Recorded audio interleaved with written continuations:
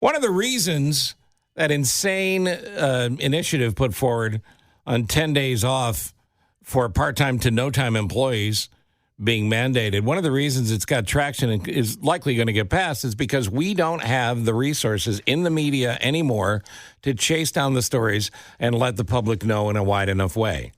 Part of that's your fault, listeners.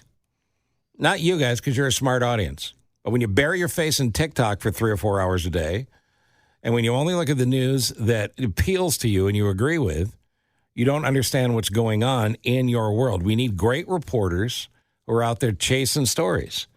And Hank Sanders certainly appears to be that. He joins us now. You remember, Jane, the story that came out, and Nick's story came out of Kansas, small weekly, the Marion County Record, in the home of its publisher in Kansas. They got hit with a search warrant and seized computers and servers and documents because they were reporting on graft in the city. Yeah. That's right. Well, all Hank Sanders wanted to know was about the local flooding problems in Calumet City. That's it. And he got stalled, kept asking, kept calling, kept sending emails, and then they ticketed him. But just doing your job. For doing his job. Now, the ticketing was dropped because of the coverage of the story. But, Hank, you're the kind of reporter we need. That's right. Appreciate it. Hey, guys, how are we? Nice to have you on. All right, so that's the backstory. The Daily Southtown is your current employer, yes? Yeah, that's correct. And you wanted answers from Cal City, and Mayor Thaddeus Jones is also the state rep for the 29th. You did the Freedom of Information Act filings, all the things reporters have to go through. When did you get ticketed? Yeah, so this timeline actually is pretty interesting. It goes back a couple weeks, back to the last Tuesday of October, when I get a call from their attorney, and their attorney basically says, "Hey, you've been harassing people," and we have a phone call, and I go, "Well, I'm pretty sure if you put a body camera on me, I don't think I did anything wrong. What are people saying that I did?" And they said, "Well, you've been making some calls." And I go, "Exactly, you're right about that one. We agree on that." But I thought it would go away there, and then I got a tip from a source in the building, and they said, "Hey, they're actually working on these charges." And I was like, "No, that can't be. This is just a scare tactic." And then I heard that police were making interviews, and then tickets show up at my door. So it was kind of a progression where I was like, I'm sure at each stop it's going to be the last stop, until I opened up my mail last week. And they charged you with what?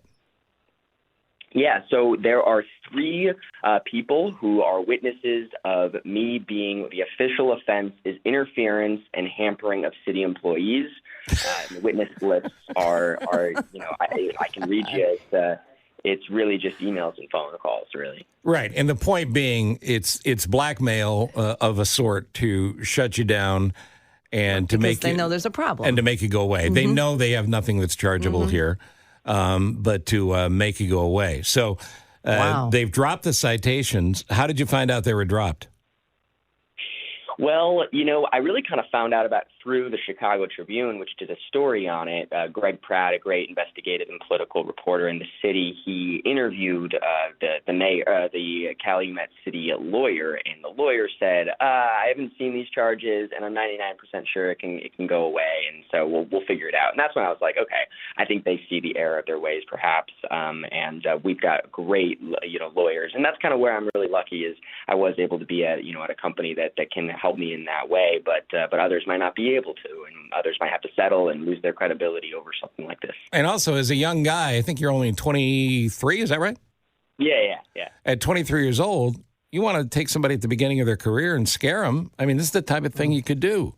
And you not backing down, and with the level of maturity you have already being young in this business, you're the guy we need. Because now, not only did you win, you've got plenty of energy to go chase the next one and the one after that. And get big jobs with big publishers. Oh, I'm happy where I'm at, but I will say that, the best way to make a reporter go away is not to give them attention. We're kind of attention hogs, and we like that. And so the attention and us knowing, hey, this is actually something that they're nervous about, that kind of tips their hand a little bit. So we've got more stories coming out about this for sure. Yeah, and here's a bulletin, kids. Emails are the easiest thing in the world to ignore. You have to follow up with phone calls. Not just reporters, everyday life. You want to get an answer from somebody? Call them up. Yeah, emails are on their timetable. I'm dealing with American Airlines on something right now, which is just maddening. And the only way they talk is by or make contact is by email. you have to take it to the next level. You weren't abusive. You weren't a jerk. You were doing your job. Yeah, all my conversations with city employees, whether that's elected officials or employees of different divisions, it's all been really cordial. Even if it's, hey, I'll move you over to his answering box and not getting a message, that's totally fine. But it's all been really cordial and very nice. So I don't think there's anything I'm worried about there. But yeah, we're just gonna keep our head down now. It's a little bit of drama, a little bit of fun, and back to work we go.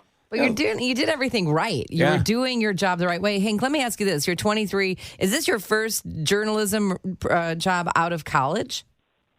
Yeah, I had a couple internships. So, yeah, this is my first time full job out of college, yeah. Well, I hope your bosses are impressed. Absolutely. They should be. In the meantime, the actual story you're trying to cover remains questions, right? I mean, why does Cal City have these flooding problems, and what are folks doing about it with the tax dollars?